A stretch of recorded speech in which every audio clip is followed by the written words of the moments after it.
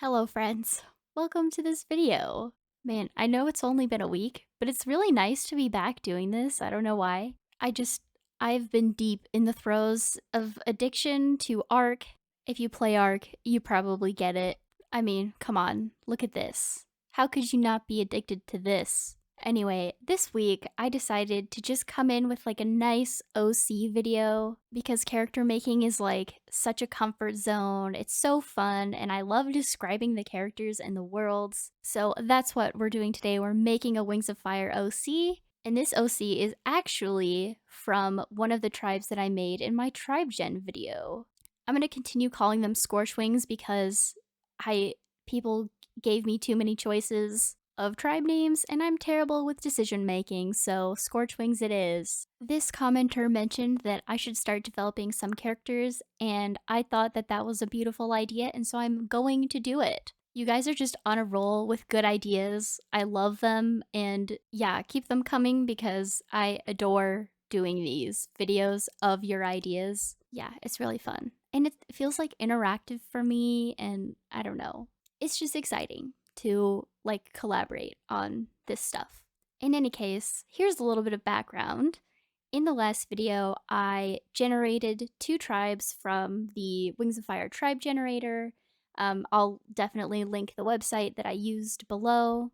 I ended up doing 2 tribes, the Tidewings and the Scorchwings, and I kind of ended up making up little stories for each one. And each story involved basically a rebellion, so I figured the best characters to start out with would definitely be the leaders of the respective rebellions, obviously, like main character vibes.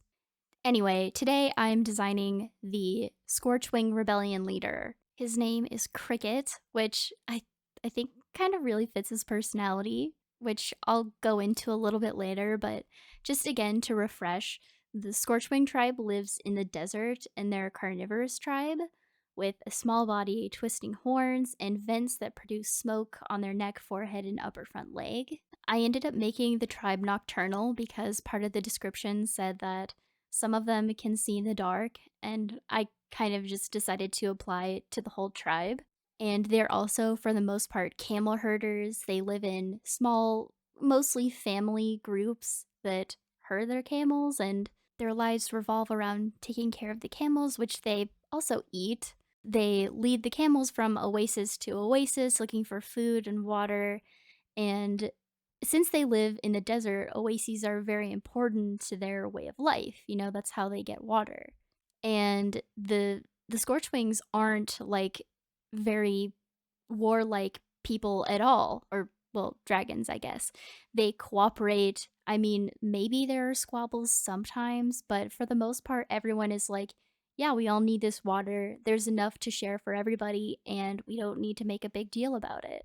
And the crux of the story that I ended up talking about in the last video is that another tribe starts to covet these Scorchwings territory. There are likely resources in the desert that this tribe wants, and I haven't figured out what tribe this should be yet. Honestly, I'm thinking of doing another tribe gen to make this like aggressor tribe. I think that would be really cool. And then, of course, it would have a main character that would make you feel like, well, not all of these guys are bad, and you know the drill. But basically, there's probably like precious metals like copper and gold in the desert, and this other tribe is like, well, we want that, and these desert guys aren't really good at fighting back, so let's go and take over. So, this as yet uncreated tribe begins taking over these oases. Scorchwings are really well adapted to the desert with their tails that store nutrients and their sails and vents to dissipate heat, but they still need water sometimes. So at first, you know, this other tribe comes, they camp out at the oases. The Scorchwings are like, okay, we can share. But then the other tribe is like, no, this oasis is ours, and we're gonna take over the rest of them too. And that's when it becomes a bit of a problem. When I first started making Cricket, I had the idea of this unassuming dragon. He's super smart and witty, but no one really pays attention to him because he's very quiet and shy. He doesn't have the biggest frame, he's really small for a male dragon. He doesn't have the thickest tail, the largest sails, or the bluest markings, which are signs of beauty in the ScorchWing tribe. He's a really unassuming leader, which I think really represents his tribe as a whole. They don't have lightning powers, they don't have poison, they don't even have fire. All they have is their wits, basically, and their ability to adapt and survive in this harsh climate. So, Cricket's story naturally starts with theft. He's a shy, quiet dragon, but he's also a bit of a mischief maker. He knows that the tribe that takes over the oasis isn't nocturnal like the Scorchwings are, and so during the night they're mostly asleep. The guards that are posted have fires to try and see in the dark, but the very fires that light up the areas that they're trying to look at make it really hard for them to see in the dark areas beyond the fires. Essentially, they ruin their night vision.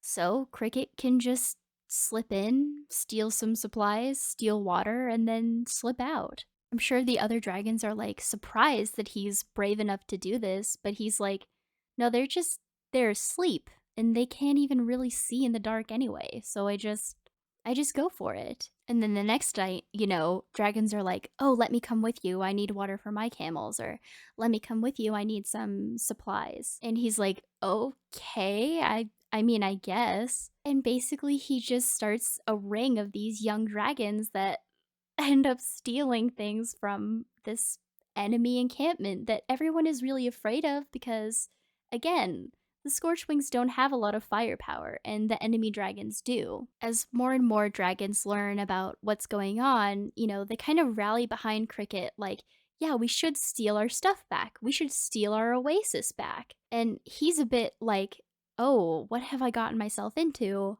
I was just stealing stuff to make mischief and because I needed water. So he ends up stumbling into this position of authority and he realizes, I can do something really important right now.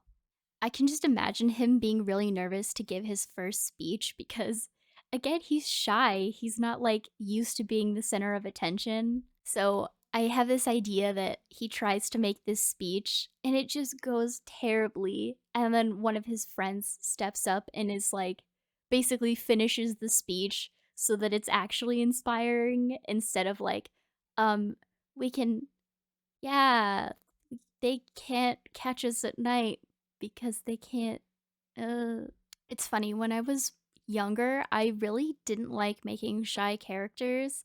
I pretty much only made like loud and hot temper characters, but the older I get, the more I'm like, no, the shy character is interesting. They have interesting thoughts and interesting conflicts. I just think it's really cool that this quiet, unassuming dragon has to essentially take charge for his whole tribe. I think there's a lot of room for character growth there, which makes it really exciting. I think after a while of getting attacked in the dead of night, I mean, the Scorchwings aren't ever out to hurt anyone. They just like to destroy supplies or, create chaos.